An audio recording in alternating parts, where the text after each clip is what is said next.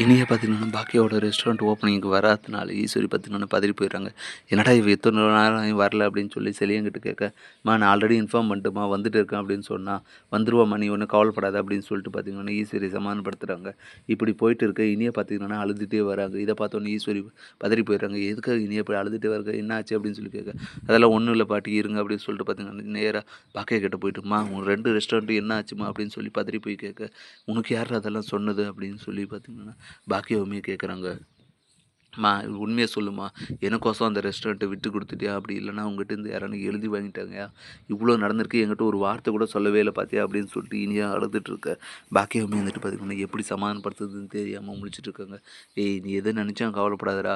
உன்னோட நல்லதுக்காக தான் நான் ஒரு ரெஸ்டாரண்ட்ட எழுதி குடுத்தேன். அது யாருக்காக குடுத்தேன்? என் பொண்ணுக்காக தானே குடுத்தேன். நான் சம்பாரிக்கிறது எல்லாமே வந்து என் பசங்களுக்கு தான். அதில எனக்கு குடுத்ததில எந்த வருத்தமும் இல்லடா. நீ அத நெனச்சு கவலைப்படாத" அப்படின்னு சொல்ல. "அம்மா பொய் சொல்லாதம்மா.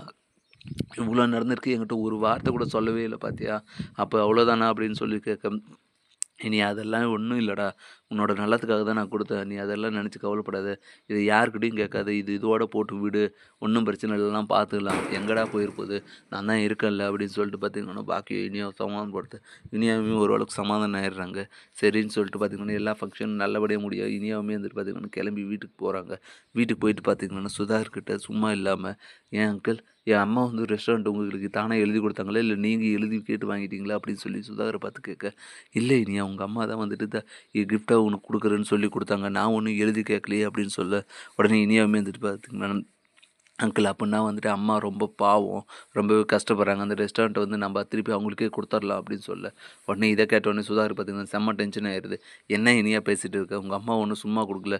ஃபர்ஸ்ட்டு கிஃப்ட்டா குடுக்குற மாரி குடுத்து, அதுக்கப்புறம் காசு வாங்கிட்டாங்க. நீ நெனைக்கிற மாரி உங்க அம்மா ஒண்ணும் ரொம்ப நல்லவங்க கிடையாது. எல்லாத்துக்குமே வந்து ஒரு லிமிட் தான். அவங்க சும்மா குடுத்துருந்தா கூட நம்ம திருப்பி வேணான்னு சொல்லி குடுத்துரலாம். ஆனா நான் இப்ப அது காசு குடுத்து வாங்குன மாரி தான் கணக்காயிருச்சு. உங்க அம்மா எனக்கு வந்து தானா குடுக்கல" அப்படின்னு சொல்ல, இத கேட்டவுடனே இனியாக்கு பார்த்தீங்கன்னா ரொம்ப ஷாக்கிங் ஆகுது. "என்னதான் இருந்தாலும் அம்மா பாவம் அங்கிள். அவங்களுக்கு வேணா குடுத்துருங்க. அந்த காச வேணா நான் வாங்கி குடுத்துர்றேன்" அப்படின்னு சொல்ல, "என்ன இனியா பேசிட்டு இருக்க?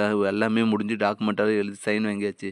இப்ப போயிட்டு ரெஸ்டாரண்ட்ட குடுக்குறேன்னு சொல்லிட்டு கொஞ்சமானா மண்டையில மூளை இருக்கிற மாரி பேசு" அப்படின்னு சொல்லிட்டு சுதாகர் பார்த்தீங்கன்னா கோவப்பட, இனியாவுமே வந்துட்டு என்ன பண்றதுன்னு தெரியாம அமைதியாயிடுறாங்க.